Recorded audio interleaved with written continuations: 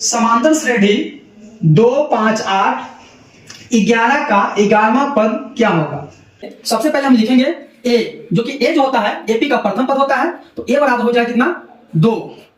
और उसके बाद हम लिखेंगे डी, डी बराबर होता है सार्वंतक, जो कि A2 में से A1 को माइनस कर देंगे, यानी ये हमारा हो गया A1, ये हो गया A2 और ये हो गया A3, ये हो गया A4। इसी तरह से आगे हम लोग बढ़ते जाएंगे। तो यहाँ पे फॉर्मूला होता है D बराबर सारंतर बराबर A2 माइनस A1, यानी हमको करना क्या है, AP के दूसरे पद में से पहले पद को माइनस करना है। तो A2 हमारा दिया गया है 5, तो यहाँ लिखेंगे 5 और माइनस A1, A1 का मान है 2।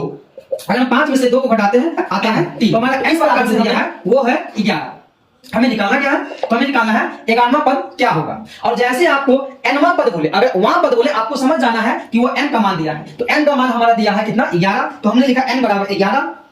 और हम लोग जानते हैं एक फॉर्मूला होता है an बराबर a plus n minus 1 into an जो होता है वो होता है AP का अंतिम पद, a जो होता है वो होता है प्रथम पद, और n होता है पदों की संख्या, और d होता है सारवंतर, d होता है सारवंतर। इस तरह से हमने फॉर्मूला को लिखा।